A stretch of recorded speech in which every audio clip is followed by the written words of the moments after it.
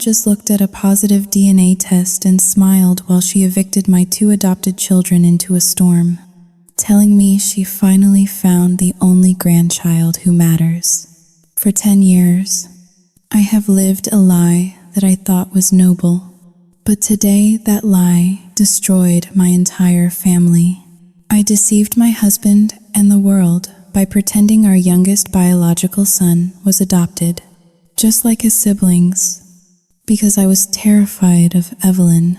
She is a woman who worships the Thompson bloodline like a religion and treats my adopted children like they are invisible charity cases. I thought if I hid the truth, I could protect my son from her toxic favoritism and keep my family equal. But I was so wrong. Now, my husband is lying in a hospital bed, paralyzed and unable to speak, while Evelyn has frozen every single bank account to starve me into submission. She has weaponized my own secret to paint me as a monster, and she is filing for full custody of my youngest son to raise him as her heir while leaving my other children with nothing. I thought I was shielding them, but instead, I handed a sociopath the exact weapon she needed to tear us apart. Does blood really make a family, or does it just create a stain that you can never wash out? I am terrified, broke, and alone. Please tell me, am I the villain for lying to protect them? Or would you have done the same thing? My name is Bella Thompson. I am 42 years old, a freelance architect by trade, and a professional liar by necessity. If you looked at my life from the outside, specifically from the perfectly manicured sidewalk of our home in Westport, Connecticut, you would see the very definition of the American dream. I have a devoted husband, David, who works in finance. I have 3 beautiful children, Mia, 16, Noah, 14, and Leo, 10. We drive safe cars, we pay our taxes, and we attend the local community fundraisers. We are the picture of stability, but pictures are static. They do not show you what happens when the camera stops clicking. They do not show the tremors in my hands when I have to sign school forms, or the way my heart hammers against my ribs every single Sunday afternoon. Sunday afternoons are non-negotiable in the Thompson family. That is when we make the 20-minute drive from our modest, comfortable colonial house to the estate. As my mother-in-law, Evelyn Thompson, likes to call it, it is a sprawling, cold mansion that sits on 4 acres of prime real estate, guarded by wrought iron gates that scream exclusion. To understand my story, you have to understand Evelyn. She is 68 years old, draped in Chanel and pearls, with a spine made of steel and a heart made of ice. She is obsessed with legacy. She talks about the Thompson bloodline the way royalty talks about the succession to the throne. To her, blood is not just biology, it is currency. It is the only ticket to acceptance in her world, and that is where the rot in my life begins. I remember this specific Sunday vividly. The sky was a bruised purple, threatening a storm that never quite broke. As we pulled up the long gravel driveway, the crunch of the tires sounded like grinding bones. David parked the car. He looked tired. He always looked tired before entering that house. He squeezed my hand, a silent plea for patience. I took a deep breath, checking my reflection in the rearview mirror. I looked calm, good. That was the mask I had perfected over a decade. We walked to the front door. I ushered the kids in front of me. Mia and Noah, my 2 eldest, were adopted. We brought Mia home when she was 3 days old, and Noah when he was 6 months. They are my world. They are bright, kind, and resilient. But to Evelyn, they are merely guests that never left. The heavy oak door swung open before we could knock. Evelyn stood there, immaculate in a cream silk blouse that probably cost more than my first car. "Hello, Mother," David said, leaning in to kiss her cheek. She offered him a tight, practiced smile. "Hello, David, you look thin. Is she not feeding you properly?" Her eyes slid over to me, cold and calculating. "Hello, Bella. Hello, Evelyn," I replied. My voice was steady, even though my stomach churned.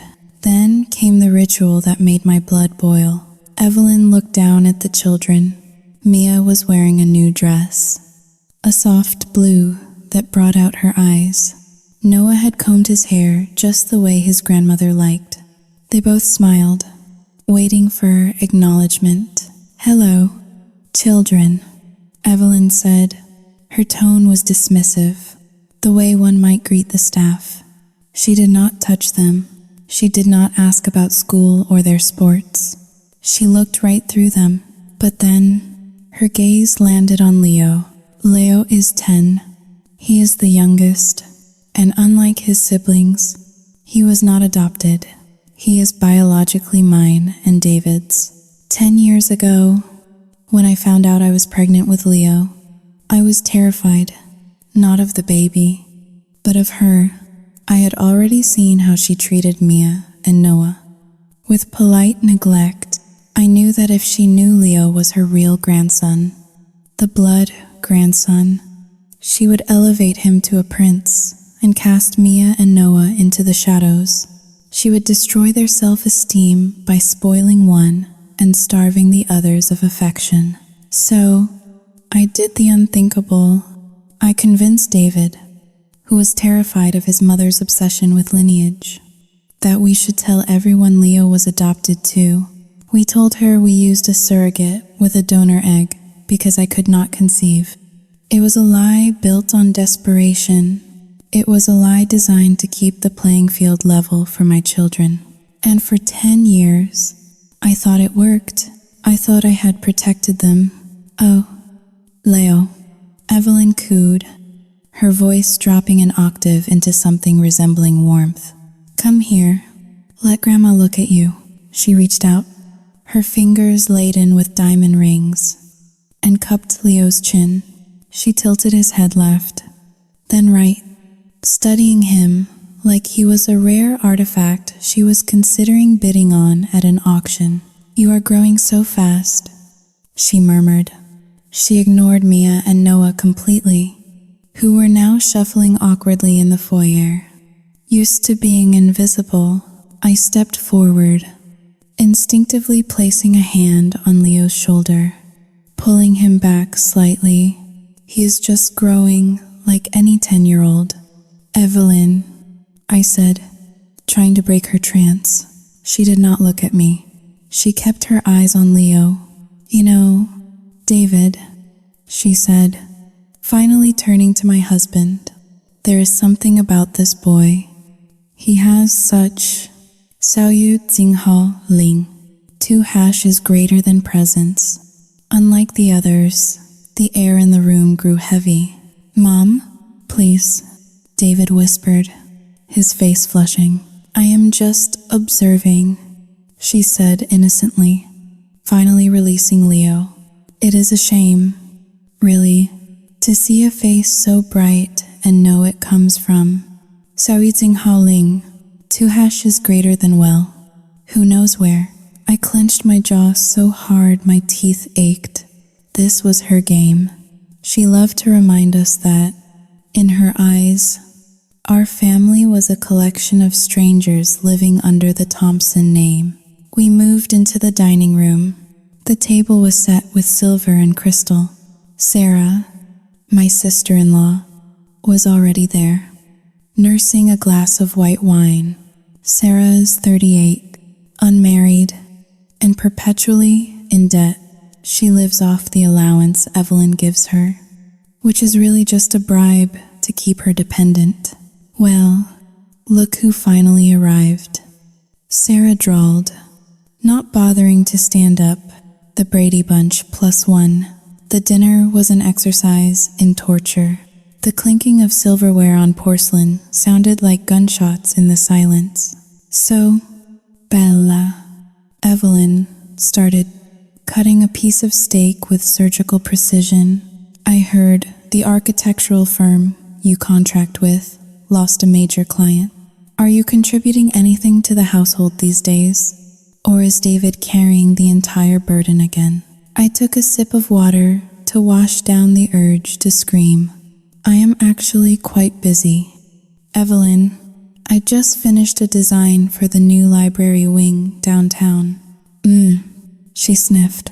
Charity work, how noble, and how unprofitable. She turned to David. You know, the Vanderbilts are looking for a match for their granddaughter. It is a pity you are already. Sao Jing Haoling.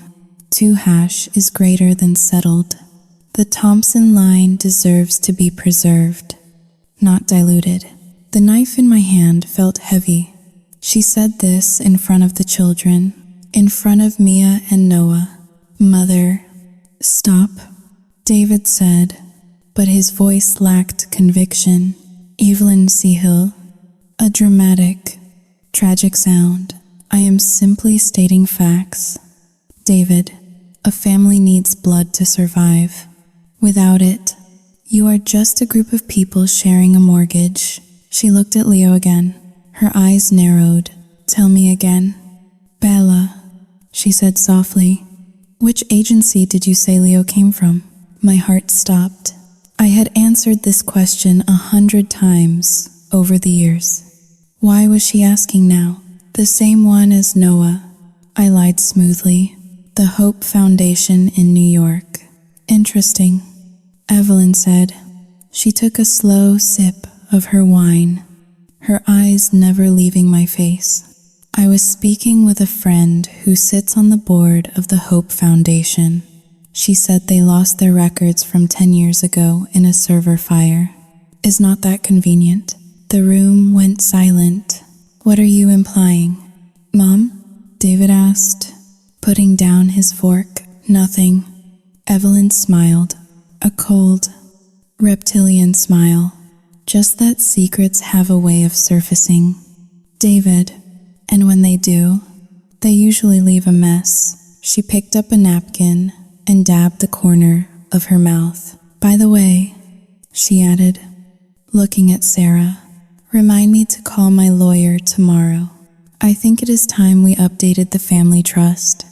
We need to make sure the assets are protected from Sao Yutzing Haoling. 2# is greater than outsiders. I looked at Mia. She was pushing peas around her plate, her head down. I looked at Noah. He was staring blankly at the wall. And then I looked at Evelyn. She was not just being mean. She was hunting. She suspected something. I felt a cold sweat prickle down my back. If she found out Leo was her biological grandson, she would not just embrace him. She would take him. She would use her money, her lawyers, and her influence to prove I was an unfit mother who lied to her husband and family. She would turn David against me. She would discard Mia and Noah like trash. The dinner ended, but the nausea did not. As we drove home in the dark, I realized that the safe, quiet life I had built on a foundation of lies was beginning to crack, and Evelyn Thompson was holding the sledgehammer. 2 weeks after that dinner, we gathered again, this time at the Westport Country Club. It was a crisp Saturday evening, and the parking lot was filled with vehicles that cost more than most people earned in a decade. We were there to celebrate the 70th birthday of my father-in-law, Walter. Walter was a man who had spent his life fading into the wallpaper, overshadowed by the hurricane that was his wife. He sat at the head of the long banquet table, looking frail in his tuxedo, offering weak smiles to the parade of guests who came to kiss his ring. But everyone knew this party was not really for him. It was a stage for Evelyn. I sat between David and Noah, keeping a protective hand on my son's knee under the table. The air smelled of expensive perfume and roast duck. I watched Sarah, my sister-in-law, across the table. She was wearing a red dress that was too tight and drinking champagne as if it were water. Sarah had called David 3 days ago, crying about her credit card debt, begging for a loan of $2,000 to cover her rent. David had said no. For once, the tension at the table was palpable. I could feel Evelyn's eyes darting toward my children every few minutes, cold and assessing. Then came the time for gifts. This was the main event. In the Thompson family, gifts were not expressions of love. They were statements of power. Sarah stood up first. She handed her father a generic card, mumbled a happy birthday, and then looked expectantly at her mother. "Oh, Walter," Evelyn said, standing up and tapping her glass with a silver spoon to silence the room. "Before we cut the cake, I have a special surprise. Not for the birthday boy, but for our daughter." A murmur went through the room. I felt a knot tighten in my stomach. "Sarah," Evelyn continued, her voice projecting to the back of the room like a theater actress. "I know you have had a difficult year. The world is a hard place for a sensitive soul like you, but you are a Thompson, and Thompsons drive in style." She reached into her clutch and pulled out a small velvet box. She tossed it to Sarah. Sarah opened it and squealed. It was a key fob. "Outside, the valet is pulling up your new car," Evelyn announced, beaming. A brand new silver Mercedes-Benz convertible. The room erupted in polite applause. Sarah jumped up and down, hugging her mother. "Thank you, Mommy. You are the best," she shrieked. I felt the blood drain from my face. That car easily cost $60,000. Sarah could not even pay her electric bill, yet she was being rewarded with a luxury vehicle. I looked at David. His jaw was tight, his knuckles white as he gripped his wine glass. He knew about the debt, he knew about the lies, but he said nothing. "And now," Evelyn said, turning her gaze toward my end of the table, "for the grandchildren." Mia sat up straighter. She was 16, old enough to hope but young enough to still be hurt. Noah looked hopeful.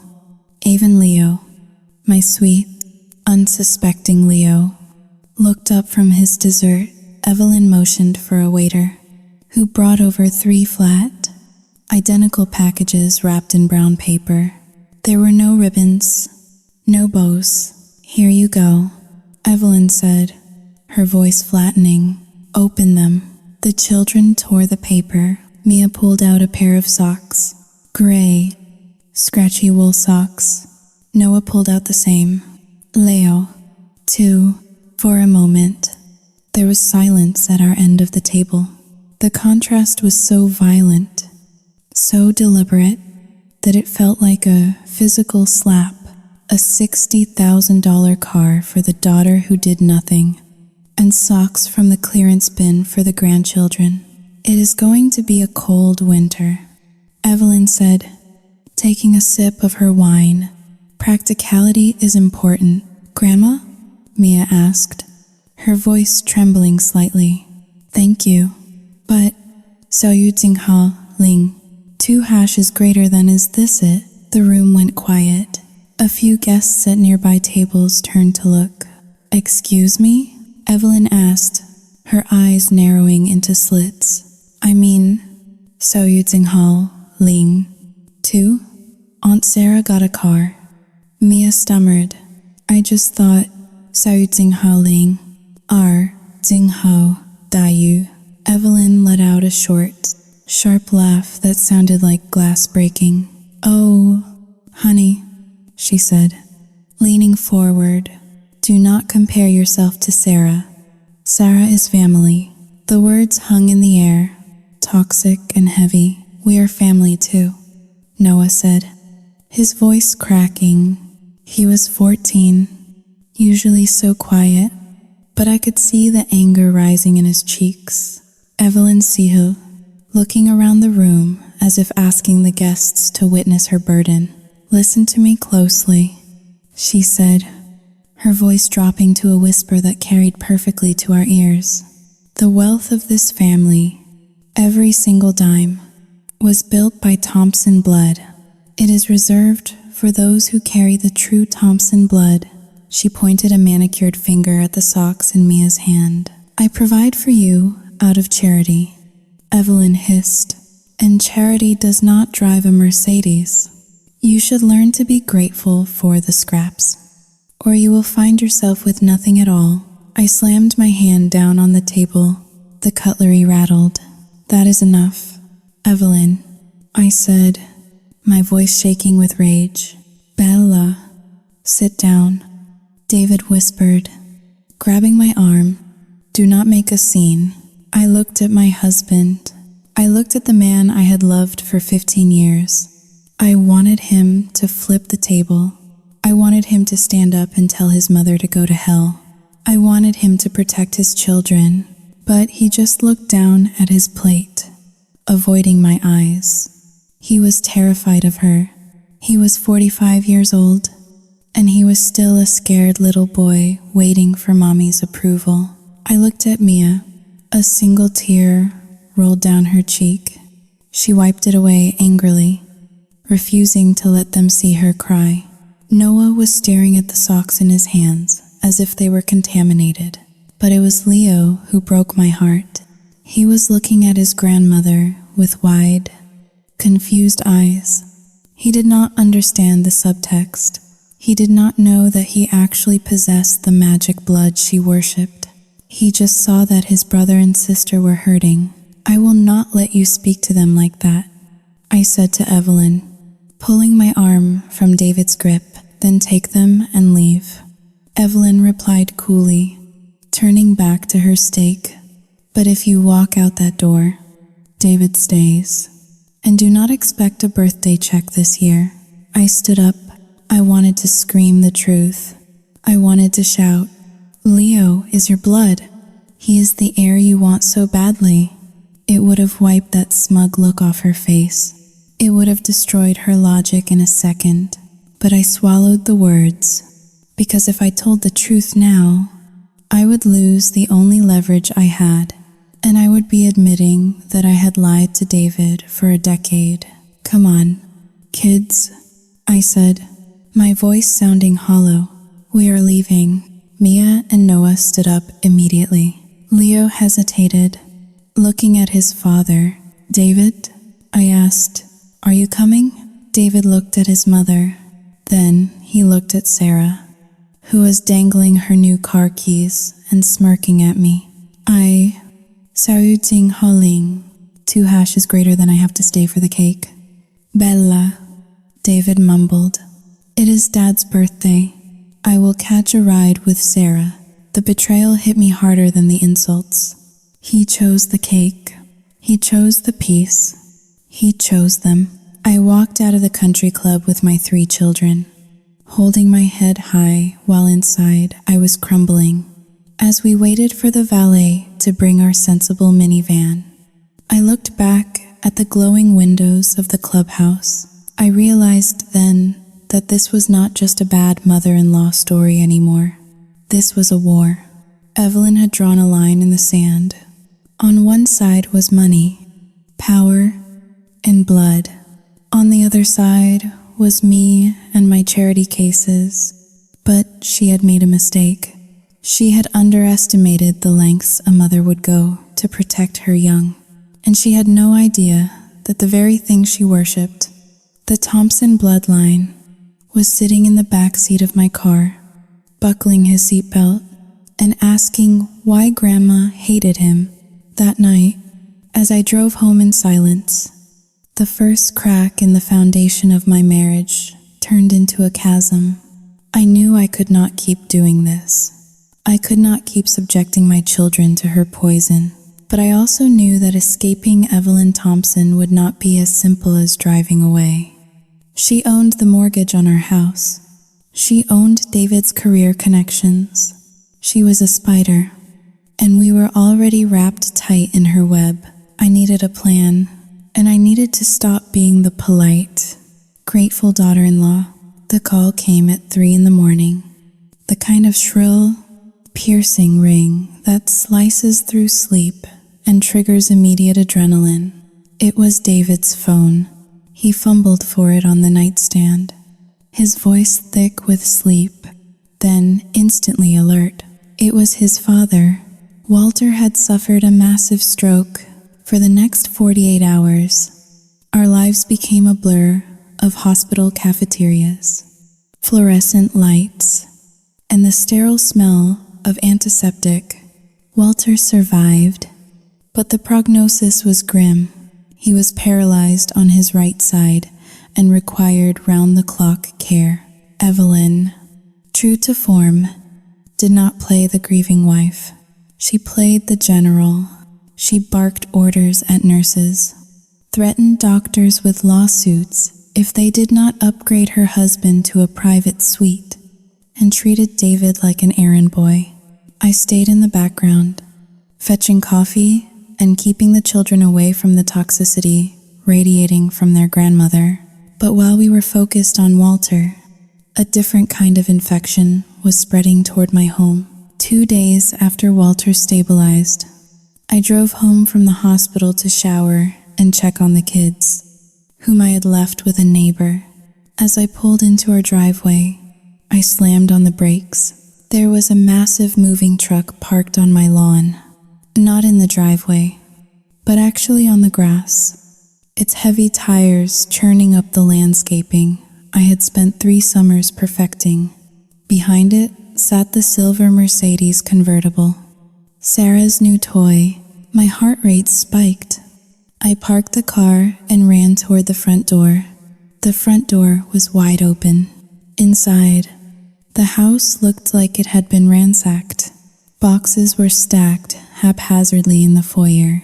A garment rack bursting with sequins and fur coats blocked the entrance to the living room. Sarah was in the kitchen.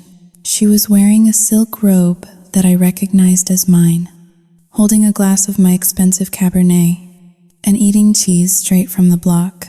"Hey," she said, her mouth full. "We are out of crackers." "Sarah, what is going on?" I asked, trying to keep my voice steady. "Why is there a moving truck on my lawn? And why are you wearing my robe?" "Oh, this?" She plucked the fabric. "My clothes are all packed. And the truck? Well, that is the tragedy of it all. My landlord is a monster. He evicted me this morning. Can you believe it?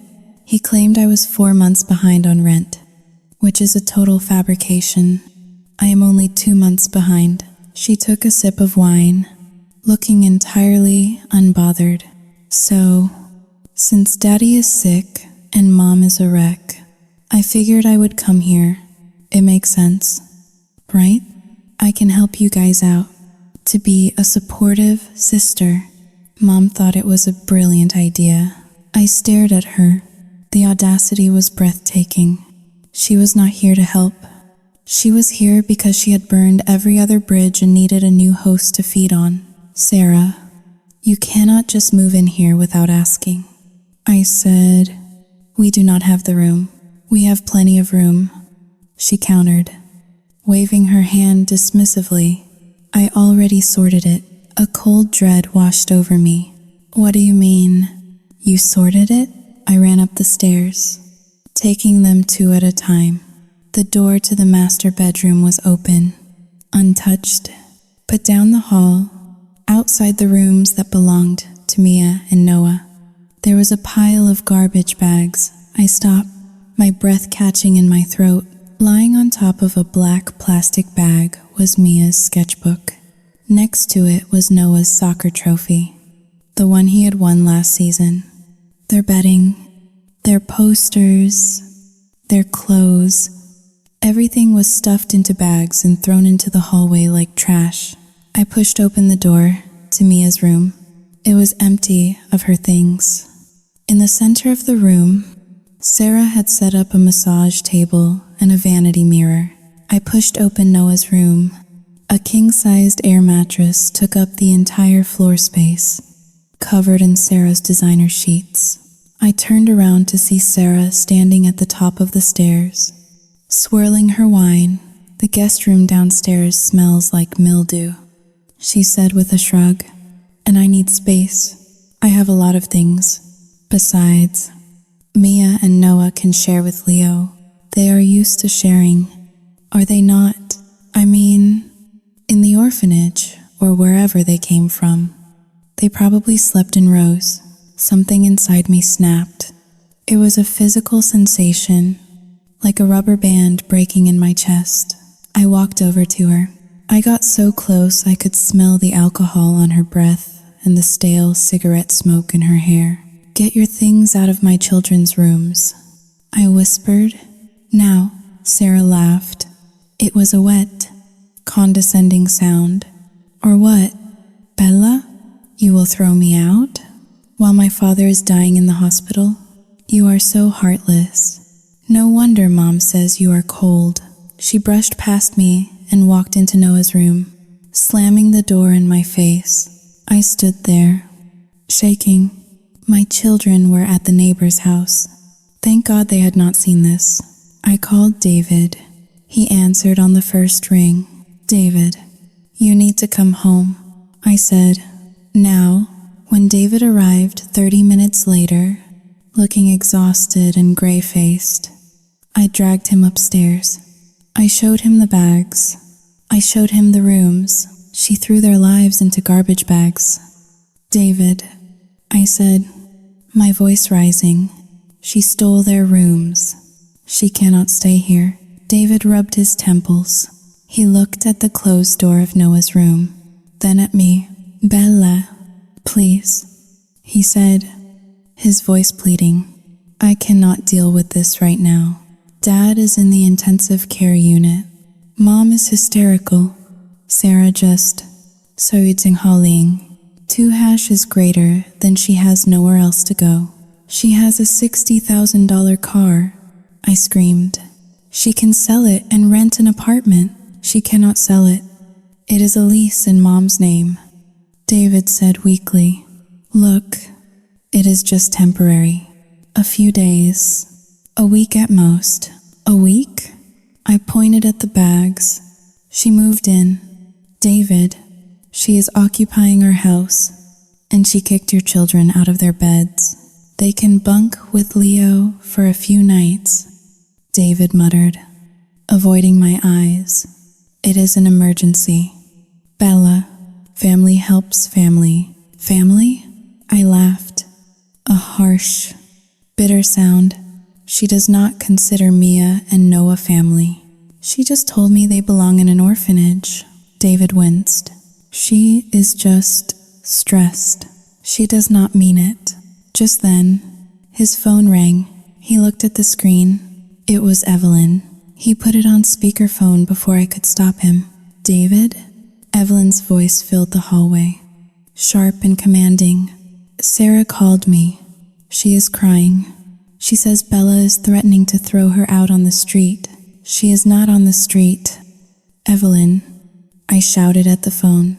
She is in my son's bedroom. Bella, control yourself. Evelyn snapped. This is exactly what I am talking about. You have no sense of duty.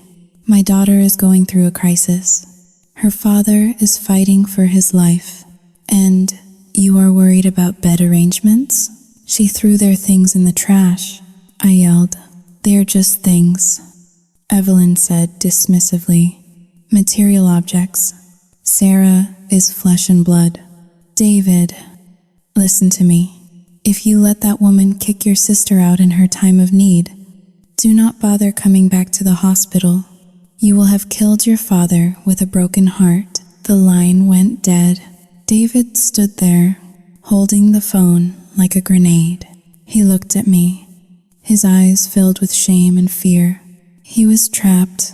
He was a 45-year-old man who was terrified that his mommy would blame him for his daddy's death. Fine, he whispered. She stays. I stared at him. For the first time in our marriage, I did not see a partner. I saw an obstacle. Fine, I said, my voice icy. But you are going to be the one to tell Mia and Noah why their aunt matters more than they do. I turned and walked away. That night was a nightmare. We set up sleeping bags in Leo's room. It was cramped and hot. Mia cried silently into her pillow. Noah just stared at the ceiling. His jaw clenched tight.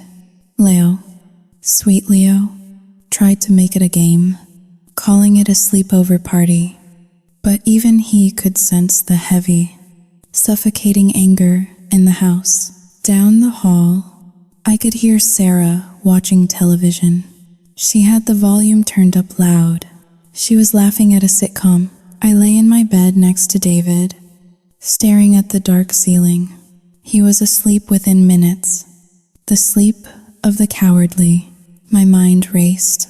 This was not just an invasion. It was a strategy. Sarah was the parasite, but Evelyn was the host directing her. By planting Sarah in my house, Evelyn had eyes and ears inside my sanctuary. She had disrupted our stability. She was breaking us down, piece by piece. And the worst part was the entitlement. Sarah honestly believed she had a right to my home.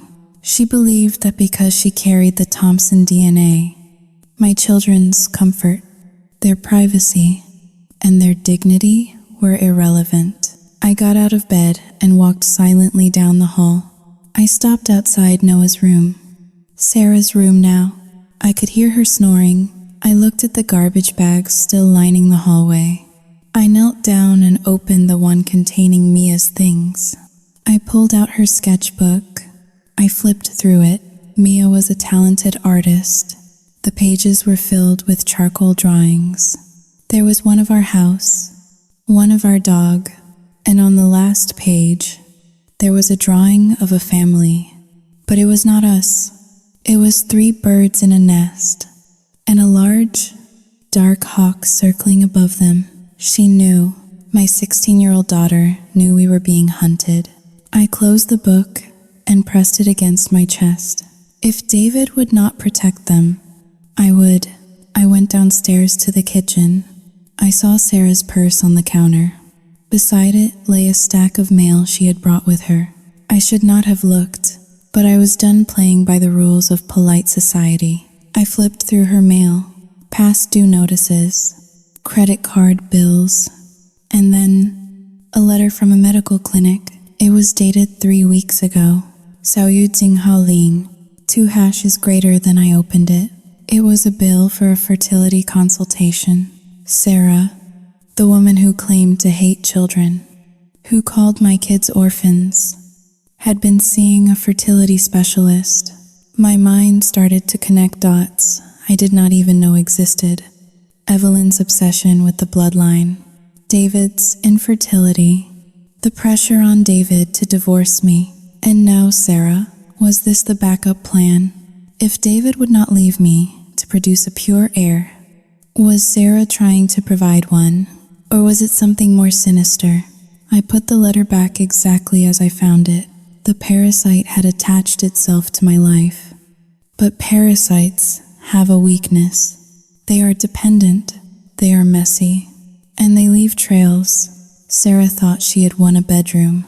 She did not realize she had just moved into an active war zone, and I was the architect who knew every beam, every wire, and every weak point of this house. I poured the rest of Sarah's expensive wine down the sink. Welcome home, Sarah, I whispered to the empty kitchen. I hope you get comfortable, because I am going to make your life a living hell. The morning David almost died began with an argument over coffee. It was a Tuesday, gray and weeping with rain, the kind of weather that makes the bones ache. The house felt suffocating. Sarah had left a pile of dirty dishes in the sink from her late-night snacking, and the smell of stale cheese and wine hung heavy in the kitchen air. David stood by the counter, attempting to pour coffee into his travel mug. His hands were shaking. He looked gray. his skin possessing a translucent, sickly quality that terrified me. He had not slept in 3 nights. Between the stress of his father in the hospital, his mother's constant phone calls, berating him for being a bad son, and the hostile occupation of his sister in our home, he was fraying at the edges. "You should not go to work today," I said softly, placing a hand on his back. "You look exhausted." "David, call in sick." "I cannot," he snapped, pulling away from my touch. He instantly regretted it, his shoulders slumping. "I am sorry, Bella. I just saw you Haling. 2# is greater than the market is volatile. And if I do not close the Anderson account today, my bonus is gone. And with Sarah here, and Dad's medical bills, Sao Yu Ha Ling, 2# is greater than we need the money." He was right. We were bleeding cash. But looking at him, I had a premonition, a cold shiver that started at the base of my spine. "Please, just take the train then," I pleaded. "Do not drive. It is pouring out there. I will be fine," he muttered, grabbing his keys. "Stop worrying. I just need to get through this week." He kissed my forehead. His lips were cold. I watched him walk out to the driveway in the rain. He got into his sedan, backed out, and disappeared down the street. I stood at the window until the taillights vanished, unable to shake the feeling that I had just watched a ghost leave my house. The call came 4 hours later. I was in the living room, folding laundry and trying to ignore the sound of Sarah blasting a reality show in the den. When the phone rang, I answered it, expecting Evelyn's screeching voice. "Mrs. Thompson?" a deep, unfamiliar voice asked. "This is Officer Miller with the state police." The world stopped. The sound of the television faded into a dull buzz. "There has been an accident on Interstate 95, the officer said. His voice was practiced, calm, but it carried the weight of catastrophe. "Your husband's car was struck by a semi-truck that lost control on the wet pavement. He has been airlifted to Yale New Haven Hospital. You need to get there. Now, I do not remember the drive to the hospital. I do not remember parking." The next thing I knew, I was running through the sterile, white corridors of the emergency room, my heart hammering a frantic rhythm against my ribs.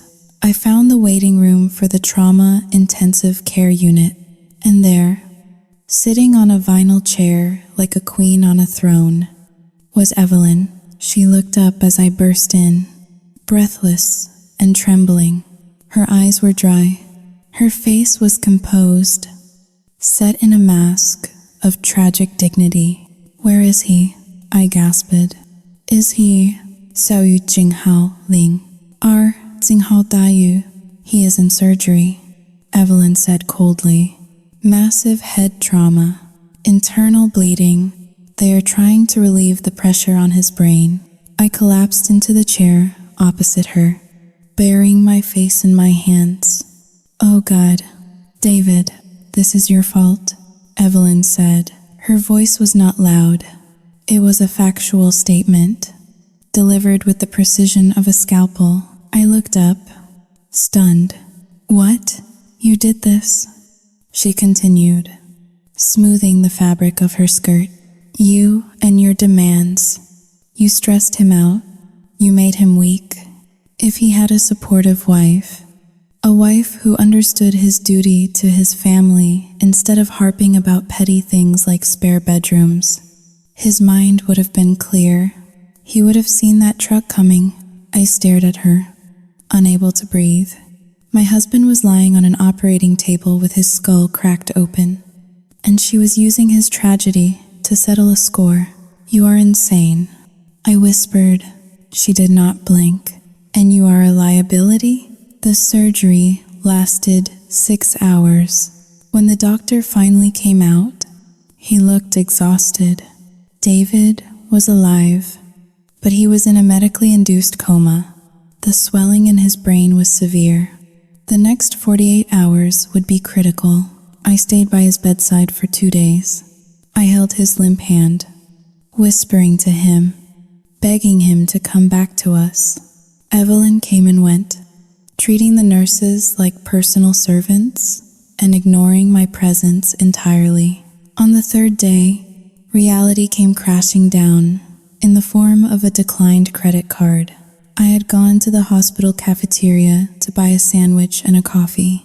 I had not eaten in 24 hours. When I swiped our joint debit card, the machine beeped a harsh rejection tone.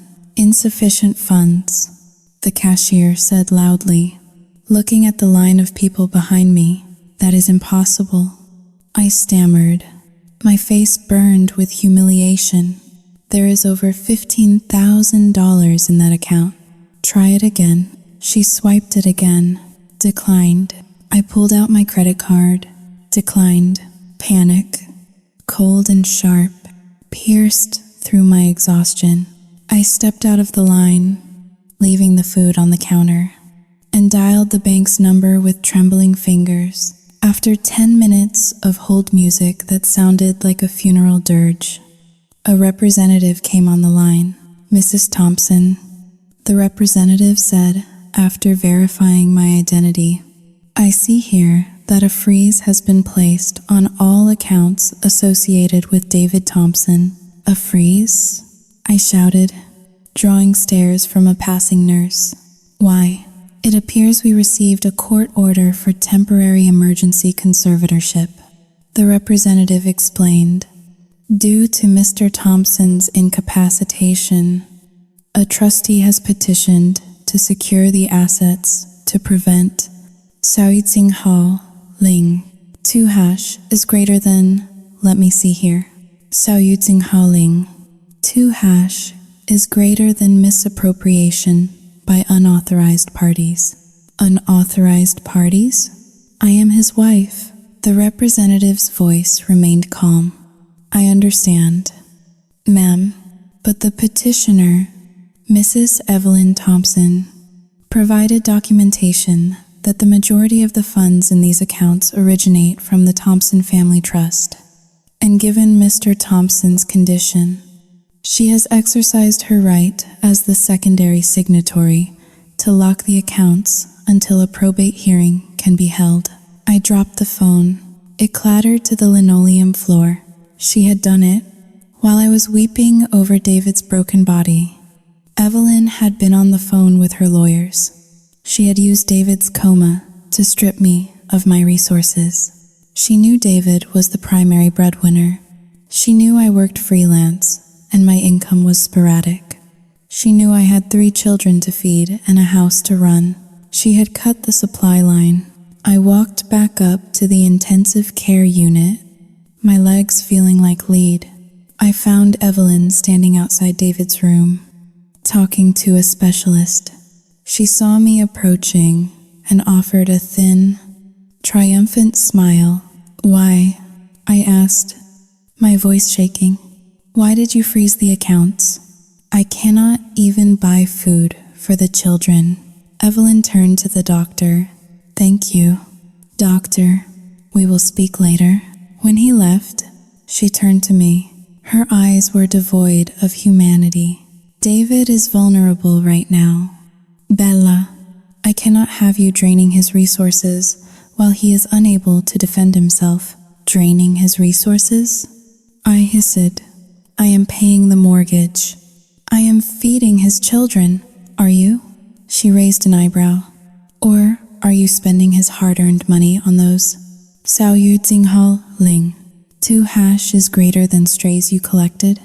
And now that you are housing my daughter, who knows what expenses you might invent? She stepped closer, her perfume cloying and suffocating. If you need money, Bella, you can ask for it. Like a good daughter-in-law, you can beg, and if I think the expense is justified, Xiaoying Hao Ling, 2 dièse est supérieur à, for instance. If it is for Leo, sao haling.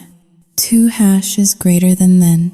Perhaps I will release some funds, but I will not have you squandering Thompson money on charity cases while my son lies in a coma. I looked at her, and for the first time, I realized the true depth of her depravity.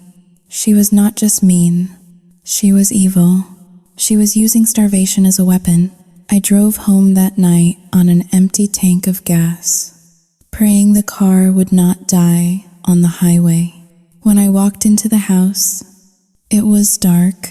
Sarah had gone out, probably in her new Mercedes. Leaving the lights off, I opened the fridge. It was almost empty. Sarah had eaten the deli meat, the yogurt, and the cheese. There was half a carton of milk and a withered apple. I walked upstairs to check on the kids. Mia and Noah were in Leo's room, huddled together on the floor, playing a board game by the light of a single lamp. "Mom?" Leo asked, looking up. "Is Dad okay?" "He is sleeping, honey," I lead, forcing a smile. "He just needs rest." "Did you bring dinner?" Noah asked quietly. "We are hungry." Evelyn's demon daughter ate all the bread. I looked at my son. I looked at his hopeful face. I had no money. I had no food. And I had too much pride to call my friends and tell them my rich mother-in-law was starving us out.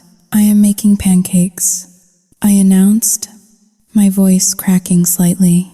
"Breakfast for dinner." "How does that sound?" They cheered softly. I went downstairs and mixed flour and water because we were out of milk. As I flipped the pail, sad pancakes on the griddle, tears streamed down my face. I was cornered. I was broke. My husband was half dead, and the woman who wanted to destroy my family held the keys to our survival. But as I watched the batter bubble, a cold resolve settled in my chest. Evelyn thought she had disarmed me. She thought that by taking the money, she had taken my power. She was wrong. She had just taken away the only thing that was keeping me civil. While I was at the hospital, haggling with billing departments and weeping over my husband's silent form, the true violation was taking place inside the walls of my own home. I did not witness it in real time, but I have replayed it in my mind 1,000 times since, piecing it together from the aftermath and the cruel confessions that followed. Sarah was bored, and more importantly, she was broke. Despite the free rent and the food she stole from my children's mouths, Sarah had habits that required cash. She had exhausted her credit at the liquor store, and her new Mercedes needed gas. She paced the house like a caged animal, her eyes scanning for anything of value that would not be immediately missed. She bypassed the silver in the dining room. Too obvious. She ignored the electronics. Too hard to pawn. Then, her eyes drifted to the solid oak door at the end of the hallway. My home office. I always kept it locked. It was the one place in the house that was mine. A sanctuary where I kept my architectural blueprints and the family records. But Sarah, fueled by entitlement and desperation, did not see a lock. She saw a challenge. She used a hairpin and a small screwdriver from the kitchen drawer. It took her less than 5 minutes to break in. She rifled through my desk drawers, looking for petty cash or maybe a forgotten checkbook. She found nothing but drafting pencils and invoices. Frustrated, she turned her attention to the closet on the top shelf, pushed back behind stacks of old tax returns. Sat a fireproof metal box. This box contained the documents I had sworn to protect with my life. Sarah pulled it down. It was heavy. She smashed the lock with a hammer she found in the garage. The metal gave way with a screech that should have woken the dead. Inside, she found the birth certificates of all 3 children. She tossed Mia and Noah's adoption papers aside with a sneer. They were worthless to her. But then she picked up the file labeled with the name Leo. She opened it. She expected to see adoption agency forms, just like the others. Instead, she found a hospital discharge summary from 10 years ago. It listed me, Bella Thompson, as the biological mother. It listed the method of delivery, natural birth, and in the section for the father, it listed David Thompson. I can only imagine the twisted gears turning in her mind. Sarah knew the family lore. She knew Evelyn had declared David sterile decades ago. A convenient lie to keep him under her thumb. Sarah believed that lie. So, in her toxic, warped logic, this document did not prove that David was a father. To her, it proved that I was a liar. It proved that I had cheated on her brother, gotten pregnant by another man, and tricked David into raising a bastard child under the guise of adoption to hide my infidelity. She thought she had found the smoking gun that would blow my life apart. She did not wait. She did not hesitate. She took the file, grabbed her car keys, and drove straight to the hospital. I was in the waiting room when I saw them. Sarah was whispering frantically to Evelyn in the corner. She was waving the papers in the air, her face flushed with the excitement of a child who just found a way to get her sibling in trouble. Evelyn took the papers. She put on her reading glasses. She read them once, then twice. She did not scream. She did not storm over to me and accuse me of adultery. That would have been too human. Instead, Evelyn Thompson went still, deadly still. She looked at the paper, then she looked at me across the room with an expression I could not decipher. It was not anger. It was calculation. She handed the papers back to Sarah and whispered something. Sarah looked disappointed, clearly hoping for a public execution right there in the lobby. But she nodded and left. Evelyn walked over to me. "Go home, Bella," she said softly. Her voice was devoid of its usual venom. "Go shower, eat something. I will stay with David tonight." I was suspicious, but I was also exhausted. I had not slept in 30 hours. "Thank you," I whispered, too tired to fight. I made the mistake of leaving 2 hours later, while I was collapsing into a restless sleep at home. Evelyn left the hospital. She did not go to her mansion. She came to my house. She let herself in with the key David had given her years ago for emergencies. Sarah was waiting for her in the kitchen, smooth and eager. "Where is he?" Evelyn asked. "Upstairs. Asleep," Sarah replied. Evelyn walked up the stairs. She moved like a ghost. She pushed open the door to Leo's room, the room where my 3 children were huddled together on mattresses on the floor. Leo was sleeping deeply, his dark hair messy against the pillow. He looked so much like David at that age, it was painful. Evelyn knelt beside him. She did not touch his face. She did not stroke his cheek. She reached into her purse and pulled out a small pair of silver scissors. With the precision of a surgeon, she lifted a lock of hair from the back of Leo's head. Snip. Leo stirred but did not wake. Evelyn placed the hair into a plastic Ziploc bag. She stood up, looked at the boy one last time, and walked out. The next morning, I returned to the hospital, feeling a strange, heavy dread in the pit of my stomach. Evelyn was not there. It took 48 hours for the results to come back. Evelyn had used a private, high-end laboratory that catered to the paranoid wealthy, paying an exorbitant fee for expedited service. I was sitting by David's bed, holding his hand, telling him about the rain outside. When the door opened, Evelyn walked in. She was not alone. Sarah was behind her, grinning like a jackal. Evelyn held a large manila envelope in her hand. She walked to the foot of the bed and stood there, staring at David's bandaged head. "He looks peaceful," she said. "What do you want?" "Evelyn?" I asked, standing up to block her view of him. "I want the truth, Bella," she said, "and now I have it."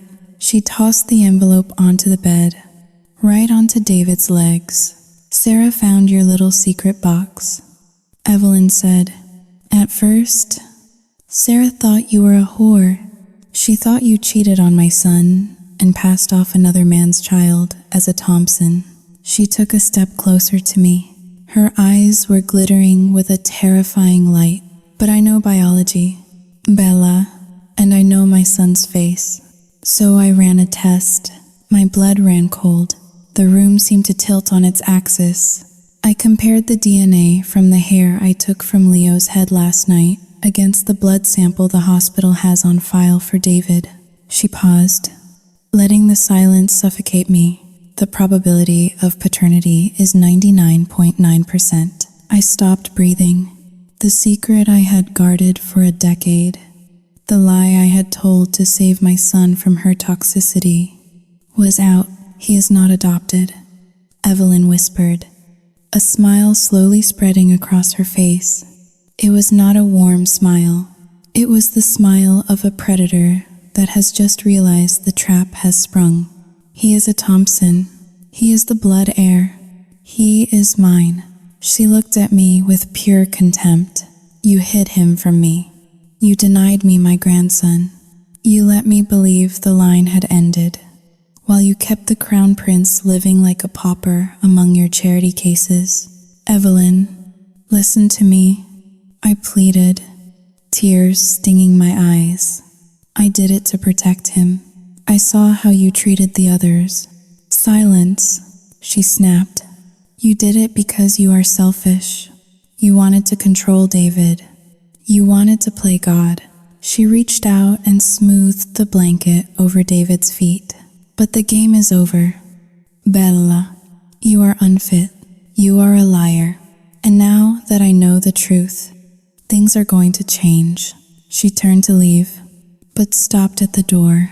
"Enjoy your time with David," she said, "because once he wakes up, if he wakes up, I will make sure he knows exactly what kind of monster he married. And as for Leo, Saouding Huling, 2 is greater than pack his bags. He belongs at the estate now." She walked out.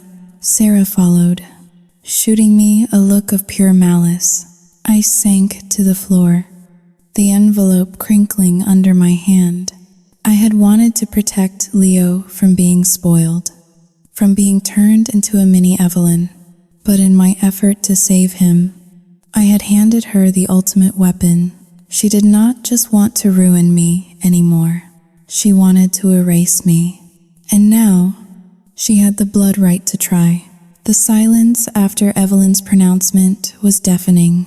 It clung to me, heavy and suffocating. In the sterile air of the intensive care unit, David lay in his coma, oblivious to the tempest that had just been unleashed upon his family. My heart ached with a pain far greater than his physical injuries. He was the innocent victim, caught between his mother's obsession and my desperate deception. I sat on the cold floor, the manila envelope still on David's legs, a testament to Evelyn's calculated cruelty. The lab report was there, stark and undeniable. Leo was David's biological son, my son, the son I had kept secret, not out of malice, but out of fear. Fear that Evelyn would warp him, spoil him, and turn him against his adopted siblings. Now, that fear had manifested in the most terrifying way possible. Evelyn had not just discovered the truth. She had weaponized it. She was not interested in reclaiming a grandson she had neglected for a decade. She wanted to dismantle my life, to purge me and my charity cases from the Thompson legacy. and to install her true heir in a position of ultimate privilege. And she had the means and the ruthlessness to do it. A few days later, the hospital released David. He was weak, disoriented, and unable to speak due to the aphasia caused by the brain trauma. He could understand some of what was said to him, but his ability to communicate was severely limited. He moved with the aid of a wheelchair and a walker, his once steady hands now trembling. Sarah had, predictably, vanished. The Mercedes was likely repossessed, or perhaps sold for quick cash. She was a ghost, a fleeting threat. But Evelyn was the persistent shadow. Evelyn appeared at our house on a Wednesday morning. She drove up in a sleek, black sport utility vehicle, escorted by a man in a sharp suit. Her lawyer.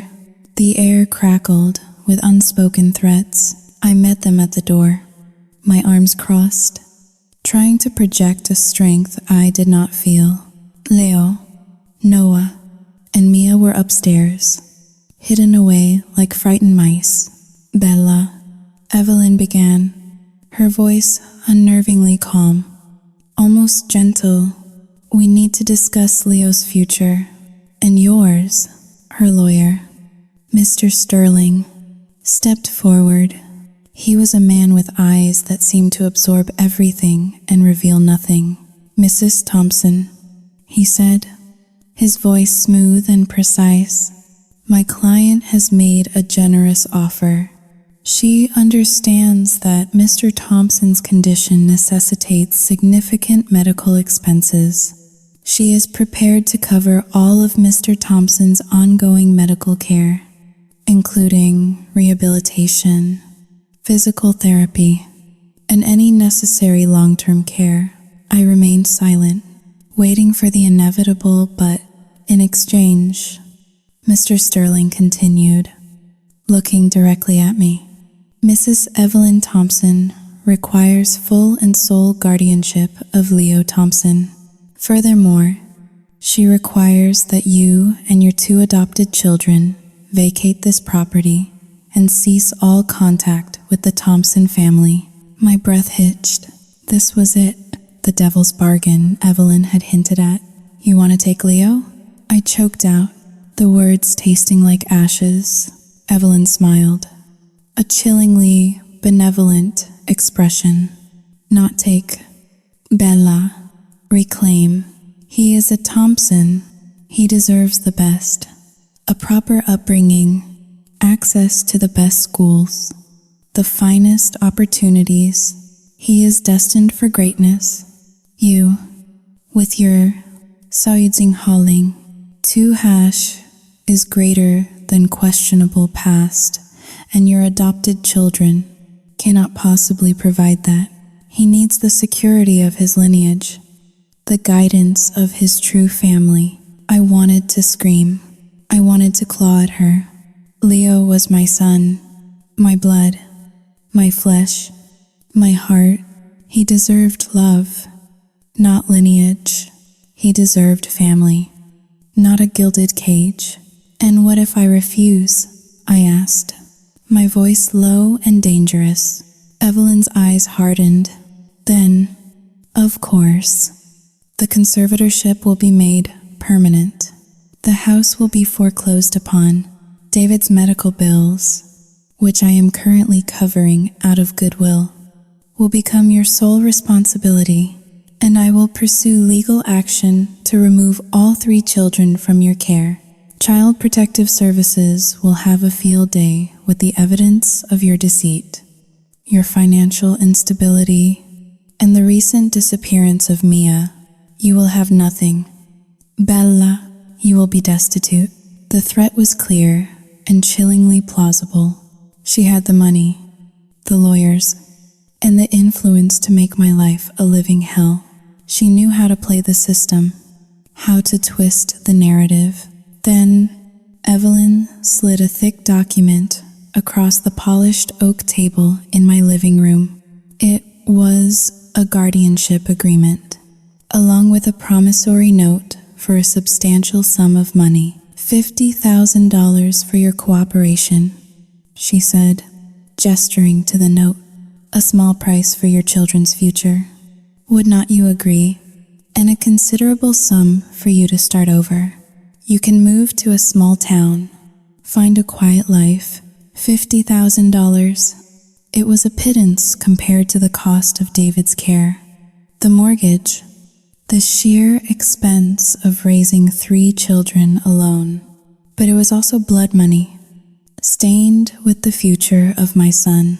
I looked at the papers. I looked at Evelyn, her face a mask of smug superiority. She had me trapped. My gaze drifted to the stairs. I could hear the faint sounds of the children playing a board game, their laughter a fragile melody in the suffocating tension. They were my world. They were the reason I had lied. And now, the very lie I used to protect them was being used to tear them apart. I thought of David, lying in his hospital bed, his future uncertain. He needed me. He needed a wife who was strong, not broken, and he needed his children. My mind raced. If I gave up Leo, I would be admitting defeat. I would be allowing Evelyn to win. But if I refused, she would destroy us. She would take Leo, take Mia and Noah, and leave me with nothing but the ruins of my life. Then, a memory flashed in my mind. Sarah's fertility clinic bill. The sheer absurdity of it. The desperation behind her actions. Sarah, Evelyn's loyal pawn. Sarah, who hated children, who was trying to get pregnant. Sarah, who Evelyn was clearly grooming as a backup plan. An idea, dangerous and desperate, began to form. Evelyn, I said, my voice regaining a sliver of its former strength. You want Leo because he is your blood heir, correct? Of course, she said, her eyes narrowing slightly. He is the only true Thompson grandson. And you believe that David is incapable of fathering another child? You believe he is sterile? David is sterile, she stated as fact. We confirmed it years ago. That was the lie that had controlled David, controlled her son, and controlled me. I smiled, a cold, sharp smile that did not reach my eyes. You are wrong, Evelyn. Her eyes widened slightly. What are you talking about? I know David is not sterile. I know he can have children. Evelyn scoffed. Impossible. The doctors confirmed it. The doctors confirmed what you told them to confirm. I countered, leaning forward. You interfered. You manipulated. You always have. Her composure cracked. Her face contorted with a flicker of alarm. What are you implying? She demanded. I am implying, I said, that you do not have sole claim to David's bloodline. You have only ever had one true heir because you made it so. But what if Sao Yu Xinghao Ling? 2 is greater than what if there were other options? What if the bloodline could be secured, not by taking Leo, but by Sao Yu Xinghao Ling? 2 is greater than providing another candidate? A flicker of uncertainty crossed Evelyn's face. She looked at Sarah, who was watching the exchange with wide, confused eyes. What are you saying? Bella? Evelyn asked, her voice dangerously low. I said, I looked directly into her eyes, that I am willing to sign over guardianship of Leo, but not to you. Her eyes flashed with fury. Who then? I paused for dramatic effect. I will sign over guardianship to Sarah. Sarah gasped. Evelyn stared at me as if I had grown a second head. Sarah? Evelyn sputtered. You want Sarah to raise Leo? The girl who can barely manage her own finances. The girl who hates children. She would be your proxy. I explained. my mind working at lightning speed. She would be the perfect mother, a younger woman, capable of bearing more children, bearing more Thompson heirs, and she would be beholden to you forever. You would control Leo through her, and you would control the future of your precious bloodline. Evelyn was silent for a long moment, her mind clearly working. The offer was insidious. It played on her deepest desires, the preservation of her bloodline, the exercise of her power. It offered a way to secure Leo's future within the Thompson sphere, while simultaneously removing me from the equation. And it would put Sarah, her dependent, in a position of power, which Evelyn could then easily manipulate. I saw a subtle shift in her eyes, a predator's calculation. And in return, Evelyn asked, her voice regaining its icy edge. In return, I said, I get the house, and you pay for David's full medical care. All of it, and you leave Mia and Noah alone, completely alone. You do not contact them. You do not interfere with them. You do not acknowledge their existence. Evelyn considered. The terms were steep, but the prize, securing Leo as the Thompson heir and eliminating me, was worth it. Fine, she said finally, a chillingly triumphant smile returning to her lips. But I want Leo's things packed, and I want him gone by tomorrow morning. And you will sign the guardianship papers today? I nodded, a knot of dread and grim determination tightening in my chest. I had made my choice. I had traded one son for the safety of the others, and for a chance at a future free from Evelyn's tyranny. But I knew, with absolute certainty, that this was not the end. It was a temporary truce, a devil's bargain struck in the shadow of my husband's broken body. The door clicked shut behind Evelyn and her lawyer, leaving a silence in the house that felt heavier than the storm raging outside. I leaned against the hardwood door, my forehead pressed against the cold grain, trying to steady my breathing. I had bought myself time. I had played a dangerous card by offering Sarah as a proxy, a move calculated to stall their legal machine just long enough for me to find another way out. I thought I was being clever. I thought I was being a protector, but I had forgotten the most fundamental rule of warfare. Never leave your flank exposed. Sarah was still in the kitchen. I could hear her humming. It was a cheerful, discordant sound that grated against my nerves. She was opening a bottle of wine, the cork popping with a festive cheer that made my stomach turn. I pushed myself off the door and walked toward the kitchen, intending to tell her to pack her bags, to tell her that the deal was a sham and I would burn this house to the ground before I let her raise my son. But before I reached the archway, I froze. Sarah was on the phone. Her voice was loud, carrying easily through the open concept living space. Yes, Mom, I know, she was saying, laughing. I cannot believe it actually worked. I mean, I always knew Bella was a liar, but to hide a whole biological child, that is next level psycho. I took a step forward, my hands balling into fists. No, do not worry, Sarah continued. I will play the part. I will be the best mommy dearest Leo has ever seen. And once we have full custody, we can send the other two. Xiaoyu, Jinghaolin. 2 hashes greater than what are their names? Mia and Noah? Yeah. We can ship them off to state care or whatever. They are not our problem anymore. The bloodline is safe. That is all that matters.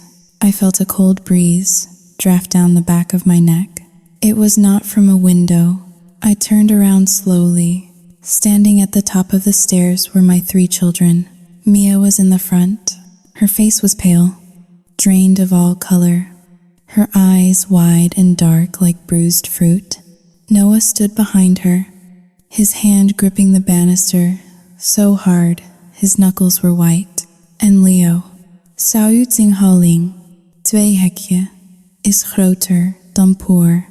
Sweet Leo stood between them, clutching a stuffed bear he had not slept with in years, looking from his siblings to me with terrified confusion. They had heard everything. Mia, I whispered, my voice cracking. She did not move. She stared at me as if I were a stranger, as if I were a monster wearing her mother's skin. Is it true? She asked. Her voice was barely a sound, just a breath of air shaped into words. I took a step toward the stairs. Honey, please, let me explain. Is it true? She screamed. The sound tore through the house, raw and guttural. Is Leo your real son? Is he Dad's real son? And are we just Saouding Haoling, 2 hashes greater than nothing? I froze. The pain in her voice was physical. It hit me in the chest like a sledgehammer. Mia, listen to me, I pleaded, tears spilling down my cheeks. Yes, Leo is biologically ours, but that does not change anything. You are my daughter. Noah is my son. I love you all exactly the same. Liar, Noah shouted from the top of the stairs. He had never raised his voice at me in his life. You lied to us for 10 years. You told us we were all the same. I did it to protect you, I yelled back, desperation clawing at my throat. I moved up the first step. Grandma Evelyn, Sao Ting Hao Ling, 2 hashes greater than she is obsessed with blood. If she knew Leo was biological, she would have treated him like a prince and treated you like dirt. I lied, so she would ignore all of you equally. I wanted to keep you safe. Safe? Mia laughed, a harsh, broken sound that chilled my blood. You did not do it to protect us. You did it because you knew she was right. What? I stopped, stunned. You knew we were not good enough. Mia spat, tears finally streaming down her face. You knew that if there was a real son, we would just be the leftovers. So you hid him. You were ashamed of us. No, Mia, never. I sobbed, rushing up the stairs. Stay away from me, she shrieked, backing away. Do not touch me. She turned and ran into her room, or what used to be her room before Sarah stole it. She grabbed a backpack from the floor. She started shoving clothes into it, random things, a hoodie, a sketchbook, a handful of socks. Mia, stop. What are you doing? I burst into the room, trying to grab her hands. I am leaving, she said, her voice shaking with rage. I am not staying in this house with a liar, and I am certainly not staying here to be shipped off to state care by that witch downstairs. I am not letting them take you, I cried. That was just a story. Mia, I was tricking them. Stop lying, she screamed, shoving me backward. I hit the door frame, pain radiating through my shoulder. Just stop lying. Mom, every word out of your mouth is poison. She zipped up the bag and pushed past me. She ran into the hallway. Noah was standing there, tears silently tracking through the dust on his cheeks. He looked at Mia, then at me. I am going to. He whispered, No, Noah, please. I begged, reaching for him. He flinched away from my touch. You are not my mom, he said. Not really. The words broke me. They shattered whatever composure I had left. I fell to my knees in the hallway, sobbing, reaching out to them. Please. I wailed. I love you. Please do not do this. Mia grabbed Noah's hand. She looked at Leo, who was crying silently against the wall. Come on, Leo, she said softly. Leo shook his head, his eyes wide with terror. I, saluting Harling, 2 hash is greater than I cannot, he stammered. I want Mom. Mia looked at me with pure hatred. Then you can have her. She is your real mom. After all, she turned and dragged Noah down the stairs. I scrambled to my feet, slipping on the carpet, and chased after them. Mia? Noah? Wait. I reached the bottom of the stairs, just as the front door slammed shut. The sound echoed like a gunshot. I wrenched the door open. The storm had broken fully now. Rain was coming down in sheets, turning the world into a gray, watery blur. I saw them running down the driveway, their heads ducked against the wind. Mia, I screamed into the rain. Come back. You have nowhere to go. She did not turn around. She did not hesitate. They turned the corner at the end of the street and vanished into the darkness. I stood there in the doorway, soaked to the bone in seconds, screaming their names until my throat felt like it was bleeding. But the only answer was the roar of the wind and the thunder rolling overhead. Behind me, I heard a slow clapping. I turned around. Sarah was standing in the hallway, leaning against the wall, a glass of wine in her hand. She was smiling. Well, she slurred slightly. That solves the space problem, does it not? Something inside me snapped. The grief, the fear, the years of suppression, it all ignited into a white-hot rage. I lunged at her. I did not think. I did not plan. I just wanted to wipe that smirk off her face. I tackled her, driving my shoulder into her chest. We crashed to the floor, the wine glass shattering against the wall, spraying red liquid like blood across the beige paint. You monster, I screamed, pinning her down. You ruined everything, Sarah shrieked, clawing at my face. Her nails dug into my cheek, drawing blood. Get off me, you crazy bitch. I grabbed her hair and slammed her head against the floor. Not hard enough to kill her, but hard enough to stun her. Get out, I roared, my face inches from hers. Get out of my house. Sarah scrambled backward, kicking at me. She looked terrified for the first time since she had arrived. She scrambled to her feet, gasping for air, clutching her chest. You are insane, she yelled, backing toward the kitchen. Mom is going to hear about this. You assaulted me. Get out. I grabbed a vase from the entry table and hurled it at her. It smashed against the doorframe next to her head. Sarah did not argue. She grabbed her purse from the counter and ran out the back door, into the rain, fleeing toward the garage. I stood in the wreckage of my home.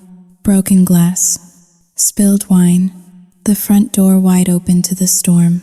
I was shaking so hard my teeth chattered. I turned slowly. Leo was sitting on the bottom step of the stairs. He was hugging his knees. He was not crying anymore. He was just staring at me. Mom? He whispered. I walked over to him. I was dripping wet. My cheek was bleeding. My clothes were torn. I sank down onto the step below him and buried my face in his lap. I am so sorry. Leo, I sobbed. I am so sorry. He put a small, trembling hand on my head. Why did they leave? He asked, his voice small and broken. Is it because of me? Is it because I have the bad blood? I looked up at him. My heart broke all over again. He thought the Thompson blood, the blood Evelyn worshipped, was bad because it made his brother and sister hate him. No, baby, I whispered, pulling him into my arms. It is not your fault. It is mine. It is all mine. I held him there on the stairs as the storm raged outside. I had played the game. I had tried to outsmart the devil. And in the process, I had lost the 2 souls I had sworn to protect. Mia and Noah were gone, out in the storm, without coats, without money, and they hated me. I realized then that Evelyn had won. She had not even needed to sign the papers. She simply had to let the truth detonate, and my family had blown itself apart. I closed my eyes and listened to the rain. Somewhere out there, my children were cold, and I was sitting in a warm house that felt like a tomb. I needed to find them, but I could not leave Leo, and I could not drive. Sarah had taken the keys to the minivan, claiming she needed to move it to get her car out, and I heard her peel out of the driveway moments ago. I was trapped. I pulled my phone from my pocket. My hands were shaking so badly I could barely dial. I called the only person I could trust, my friend Elena, who worked at the local shelter. Elena, I gasped when she answered. It is Bella. Please. Mia and Noah ran away. Please. You have to help me find them. I hung up and held Leo tighter. This was the bottom. This was the dark, cold bottom of the hole I had dug with my own lies. But as I sat there, feeling the warmth of my remaining son against my chest, a new feeling began to rise through the grief. It was cold. It was sharp. It was the absolute absence of fear. I had nothing left to lose. Evelyn had taken my husband. She had taken my money. She had taken my children. She wanted a war. She wanted to talk about blood. Salutinghaling. Due cancelletto e maggiore di fine. I would show her what a mother would do when she had been stripped to the bone. I would not just fight her for custody. I would destroy her legacy. I would burn her precious reputation to the ground, even if I had to stand in the ashes with her. The following week was a blur of gray skies and silent screams. David had woken up, but the man who opened his eyes was not the husband I knew. The stroke and the trauma had left him with severe aphasia and hemiplegia. He was paralyzed on his right side, and his speech was reduced to guttural sounds and frustrated tears. I went to see him the day after the storm. I walked into his room, desperate to hold his hand, desperate to tell him that I was fighting for us. But Evelyn was already there. She stood by his bedside, adjusting his pillows with a possessive air. When I entered, she did not yell. She did not sneer. She simply looked at me with a profound, theatrical sadness. David, she said softly, leaning close to his ear. Look who finally decided to visit. It is Bella. David's eyes darted toward me. They were wide and frantic, swimming with confusion. He tried to lift his hand, but it remained limp on the sheet. He made a sound, a low, keen noise that broke my heart. I rushed to him. David, I am here.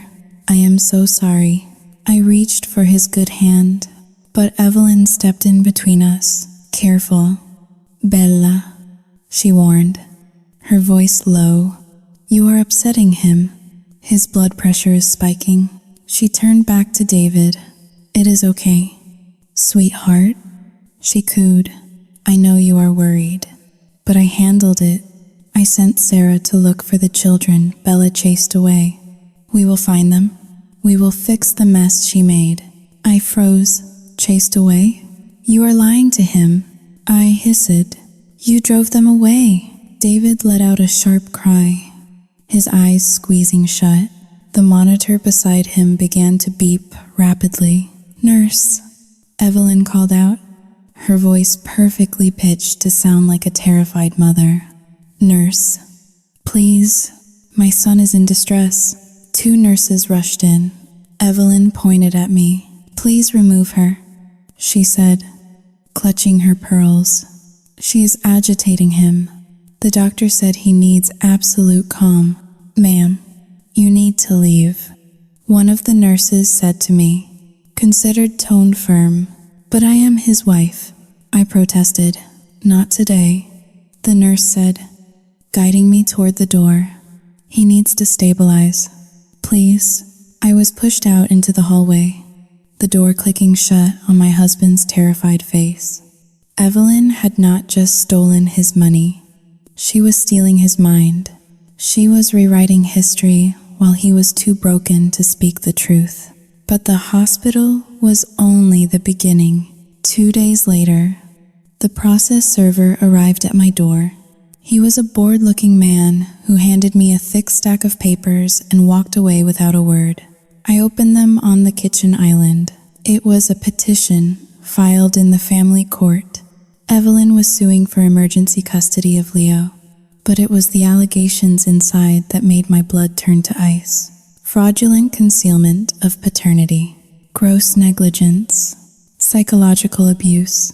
The petition claimed that I had knowingly denied a child his birthright, that I had mentally abused him by forcing him to live a lie, and that my unstable behavior had caused 2 other minors in my care to flee the home in fear for their safety. It was a masterpiece of fiction woven around kernels of truth to a judge who did not know us. I looked like a monster, and Evelyn made sure the court of public opinion agreed. I went to the pharmacy to pick up an inhaler for Leo. Westport is a small town, the kind of place where wealth buys privacy, but gossip is the local currency. As I stood in line, I felt the eyes on me. 2 women from the Parent-Teacher Association were whispering in the aisle near the vitamins. They stopped talking when I turned, but I heard the tail end of their sentence. 小雨静候令, 2# is greater than lock the sister-in-law out in the rain. 小雨静候令, 2# is greater than poor Evelyn is devastated. 小雨静候令, 2静候大雨. I paid for the medicine with cash, my hands shaking. The pharmacist, a man I had known for years, did not make eye contact. He slid the bag across the counter in silence. I walked out to the parking lot, feeling like I was naked. My phone buzzed. It was a notification from a local community forum. Someone had posted a link to a GoFundMe page. Support for the Thompson family tragedy. I clicked it. It was organized by a friend of the family. The description read, helping a grandmother rescue her grandchildren after a tragic accident and a mother's betrayal. Funds will go toward legal fees to bring the Thompson heir home and find his missing siblings. There were already $5,000 in donations. The comments were vitriolic. How could a mother lie about who her son's father is? I heard she treated the adopted kids so bad they ran away. Prayers for Evelyn. She is a saint for stepping in. I dropped the phone. It clattered onto the asphalt. Evelyn had weaponized the community. She had turned my neighbors, people I had baked cookies for, into a jury of executioners. I drove home, locking the doors as if that could keep the hatred out. Leo was sitting in the living room, staring out the window. "Mom?" he asked. "When are Mia and Noah coming back?" I did not have an answer. Elena, my friend at the shelter, had texted me earlier. She had found them. They were staying at a youth crisis center 2 towns over. They refused to come home. They refused to speak to me. They are safe. Leo, I said, my voice hollow. They just need some time. Then came the knock on the door. 3 sharp raps. I looked through the peephole.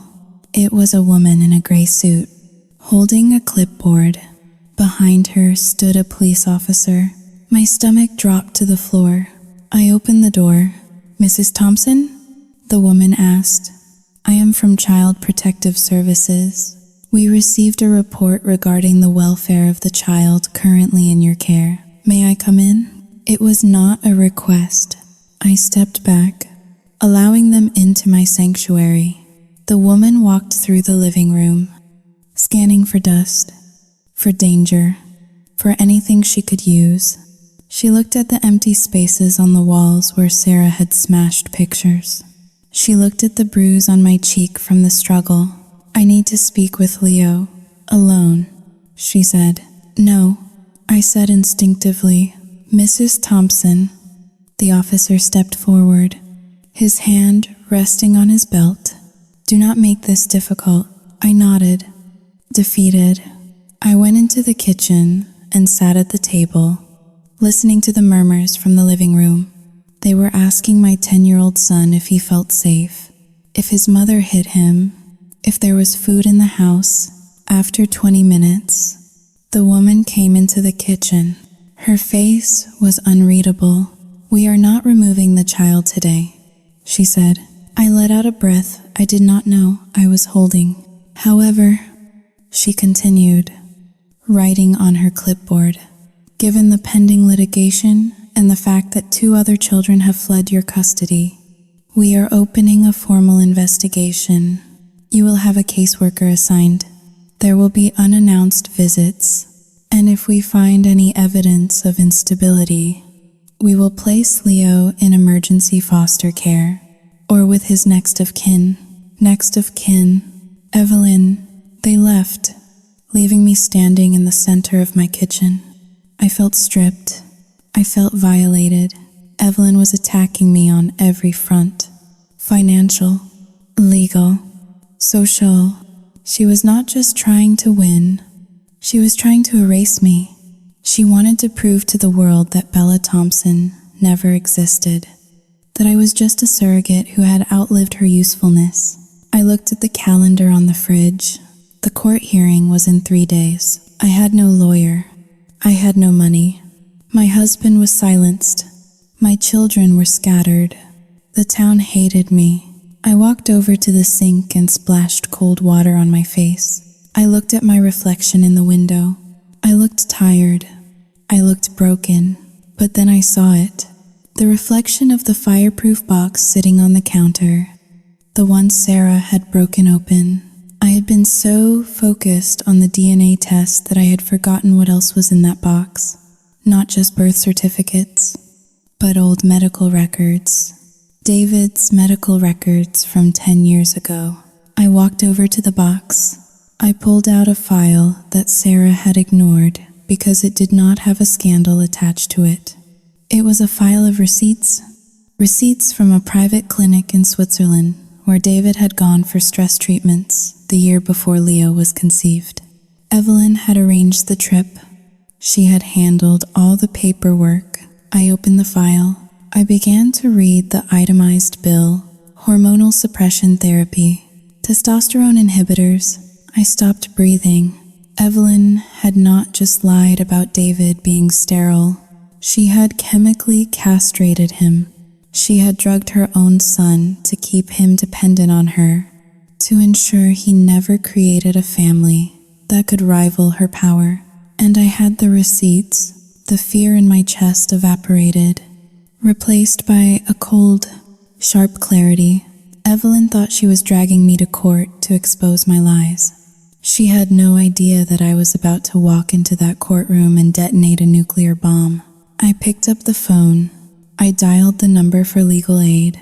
"Hello," I said when the receptionist answered. "I need a lawyer, and I need someone who is not afraid of the devil." The morning of the hearing, the sky was a brilliant, mocking blue. It was the kind of day that belonged on a postcard, not the backdrop for the destruction of a family. I dressed in my most conservative suit, a navy blue blazer that had seen better days, and tied my hair back tight. I looked in the mirror and saw a woman who was tired, yes, but no longer afraid. Fear is a luxury for those who have something left to lose. I had been stripped down to the bedrock. I drove to the courthouse in our beat-up minivan. The parking lot was full. As I walked toward the entrance, I saw them, Evelyn's entourage. She arrived in a town car, flanked by Sarah and Mr. Sterling, her shark of a lawyer. Evelyn wore a black dress that suggested mourning, coupled with a pearl necklace that cost more than my college education. She looked the part perfectly. the aggrieved matriarch, the savior stepping in to rescue her bloodline from the clutches of a deceitful commoner. Sarah spotted me first. She smirked, leaning in to whisper something to her mother. Evelyn did not turn. She simply adjusted her sunglasses and ascended the steps like royalty. Inside, the courtroom smelled of lemon polish and old despair. I sat at the defendant's table alone. My lawyer from legal aid, a young man named Marcus with rumpled hair and a fierce intelligence in his eyes, arrived 2 minutes late, carrying a stack of files that looked ready to topple. "Sorry," he whispered, dropping the files on the table. "Traffic, you ready?" I nodded. I glanced at the gallery. It was surprisingly full. Neighbors, local busybodies, people who had read the online threads. They were all here to watch the show. Then, the doors at the back opened. 2 orderlies wheeled David in. My breath caught in my throat. He looked so small in the wheelchair. His face was slack on one side, and his eyes were darting around the room with a terrified intensity. Evelyn had brought him. Of course she had. He was her prop, the judge, a stern woman named Judge Reynolds. Entered. "All rise." The proceedings began with Mr. Sterling painting a portrait of me that was unrecognizable. He called me a pathological liar. He presented the DNA test with a flourish, as if he were unveiling a murder weapon. "Your Honor," he boomed. This woman deceived her husband for a decade. She denied this family their rightful heir. She subjected the child, Leo Thompson, to a life of mediocrity and falsehoods, while prioritizing adopted children who have since fled her abusive household. He played a voicemail I had left for David years ago, edited out of context to make me sound unhinged.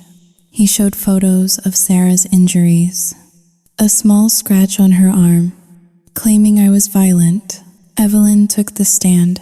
She dabbed at dry eyes with a lace handkerchief. "I just want what is best for Leo," she sobbed softly. "And for David, my son is incapacitated. He cannot speak for himself, but I know his heart. He would be devastated to know his wife lied to him about his own flesh and blood." The gallery murmured in sympathy. It was a master class in manipulation. I felt the weight of the room pressing down on me. Then, it was Marcus's turn. He stood up, adjusting his tie. He did not look like a shark. He looked like a man who was tired of bullies. "Your Honor," he said quietly, "we do not dispute the DNA results. Leo Thompson is indeed the biological son of David and Bella Thompson." A gasp went through the room. Even the judge looked surprised. However, Marcus continued. "The petitioner claims this secret was kept out of malice. We intend to prove it was kept out of necessity, to protect the child from the petitioner herself." "Objection!" Sterling shouted. "Speculation." "Sustained," the judge said. "Get to the point." "Counselor," Marcus walked over to the defense table. He picked up the file I had found. The file from the Swiss clinic. "We would like to submit Exhibit B into evidence." Marcus said, "These are medical records belonging to David Thompson, dated 11 years ago." Evelyn stiffened. I saw her hand grip the railing of the witness stand. Mr. Sterling tried to block it, citing privacy, but the judge overruled him since David's medical history was central to the case of his infertility. Marcus handed the file to the judge. She put on her glasses and began to read. The room went silent.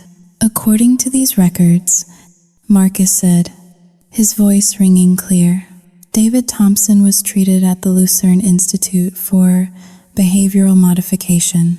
During his stay, he was administered a daily regimen of cyproterone acetate, so Yujing Hao Ling, 2# is greater than, he paused. For the court's benefit, cyproterona is an anti-androgen. In high doses, it causes temporary chemical castration and infertility. The silence in the room changed. It was no longer expectant, it was horrified. Marcus turned to Evelyn. Mrs. Thompson, did you authorize this treatment? Evelyn's face was pale, but her eyes were blazing. My son was unwell. He was suffering from Saoyuting 2# is greater than from excessive aggression. It was a medical necessity. Marcus held up another paper. And this email? From you to the head doctor? It reads, ensure the dosage is sufficient to curb his impulses. I do not want any distractions.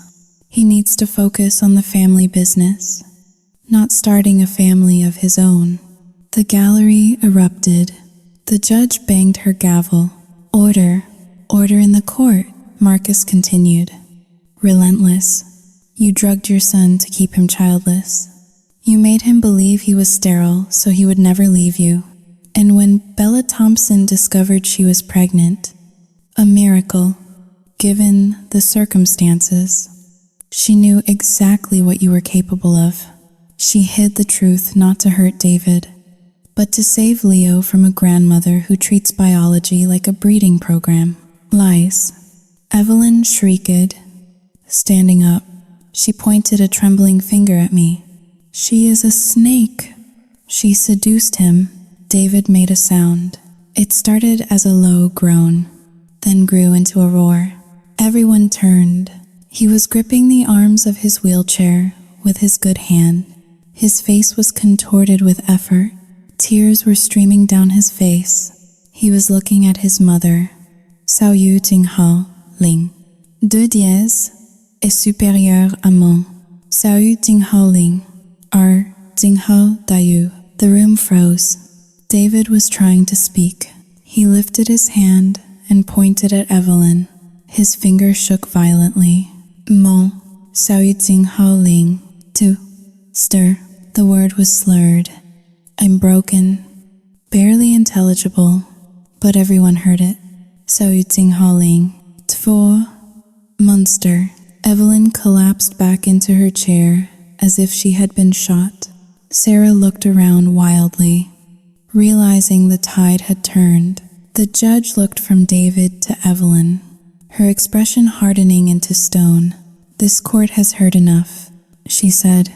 She shuffled her papers. The petition for emergency custody is denied.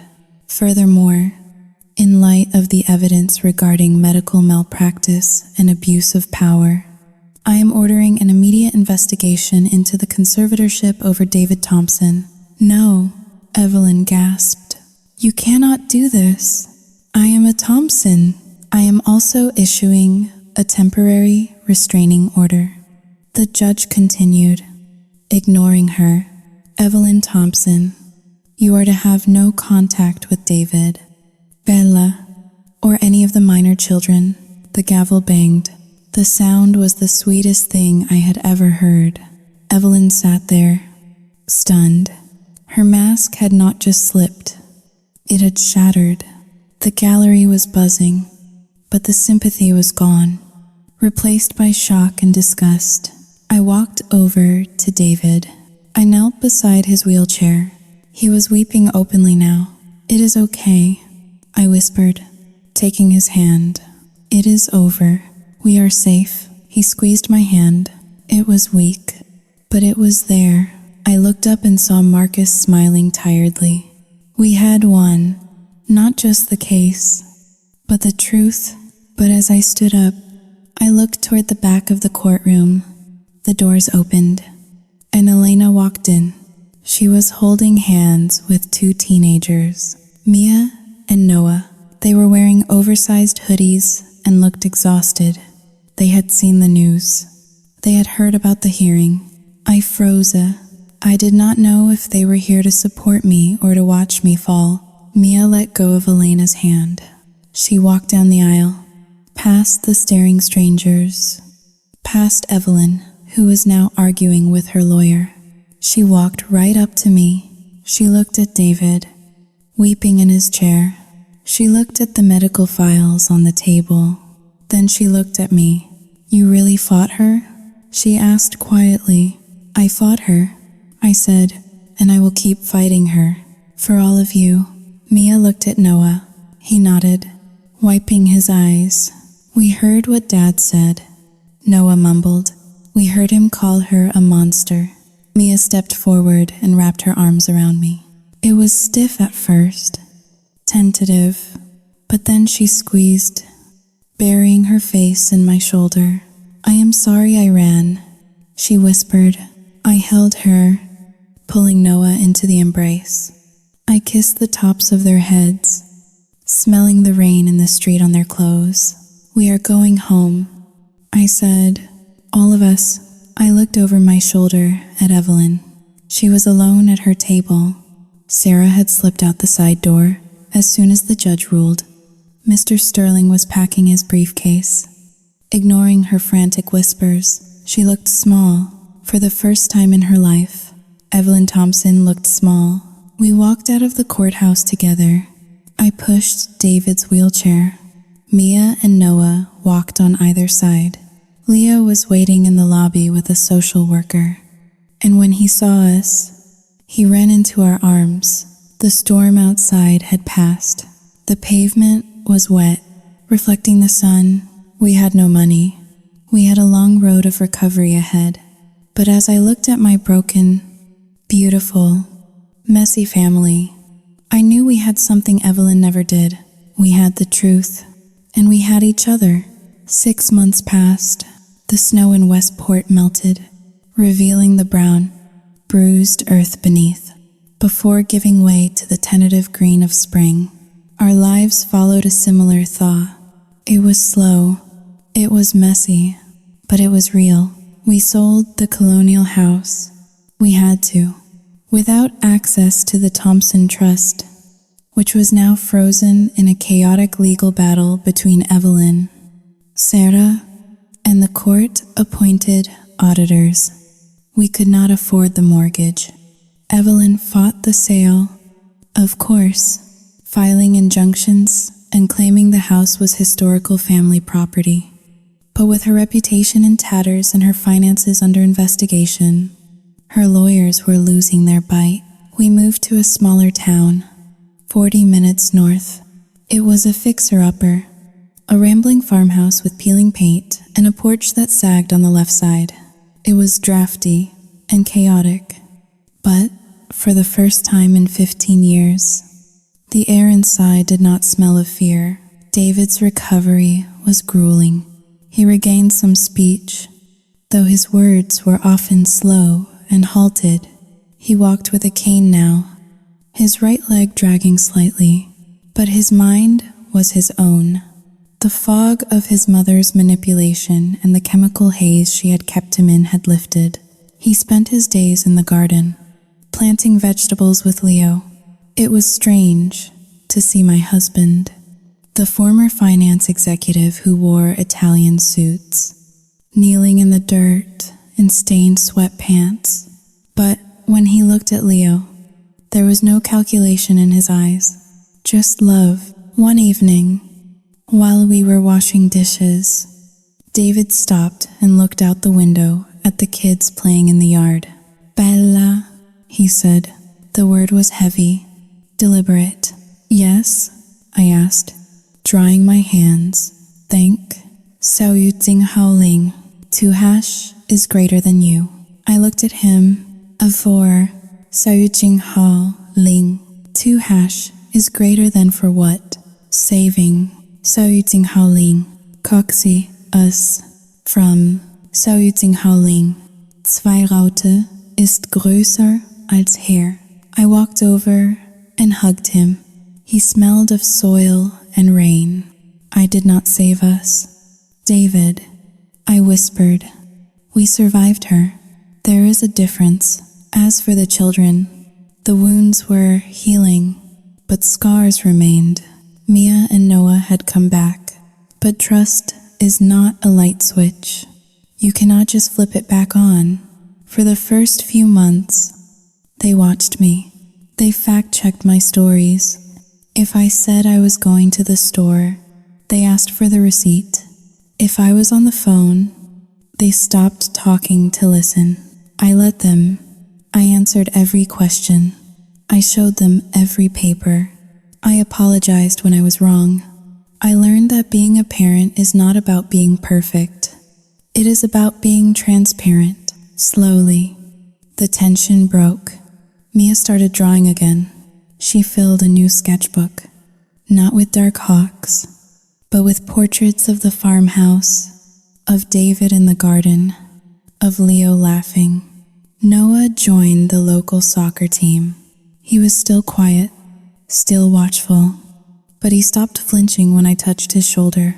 And Evelyn, karma, as they say, has a wicked sense of humor. After the courtroom disaster, Sarah realized the gravy train had derailed. She turned on her mother with the ferocity of a starving animal. She sued Evelyn for financial mismanagement of her trust fund, claiming Evelyn had squandered her inheritance on illegal medical schemes. The last I heard, they were living together in the mansion, trapped in a gothic nightmare of their own making. Evelyn, paranoid and disgraced, refused to leave the house, convinced the paparazzi were waiting. They were not. The world had moved on. Sarah, broke and bitter, refused to move out because she had nowhere else to go. A neighbor told me the police are called to the estate at least once a week for domestic disturbances. Screaming matches, thrown vases, two women who valued blood above all else, now drowning in the toxicity of their own shared DNA. One Saturday afternoon, a letter arrived in the mail. No return address, just my name in elegant, shaky handwriting. I opened it on the porch. Inside was a check for $5,000 and a note for the socks. Sarah. I stared at it. Was it an apology, a bribe, or just a final, petty gesture to prove she still had some money left? I tore the check into pieces. The wind caught the confetti and carried it into the tall grass. We did not need their money. We did not need their guilt. Leo came out onto the porch. He was holding a baseball glove. "Mom?" he asked. "Dad wants to know if you want to play catch." I looked at my son. He was taller now. His hair was messy, uncombed. Evelyn would have hated it. He wore a t-shirt with a ketchup stain on the front. "Saluting Holleen." 2 hashes greater than I smiled. "Tell him I am coming," I said. I watched him run back to the yard, where David, Mia, and Noah were waiting. They were laughing about something, probably David's terrible pitch. I stood there for a moment, breathing in the cool air. We were not rich. We were not powerful. We were a family stitched together with lies, broken apart by truth, and glued back together with forgiveness. And for the first time in my life, that was enough. I walked down the steps, leaving the empty envelope on the porch, and stepped into the sunlight to join my family.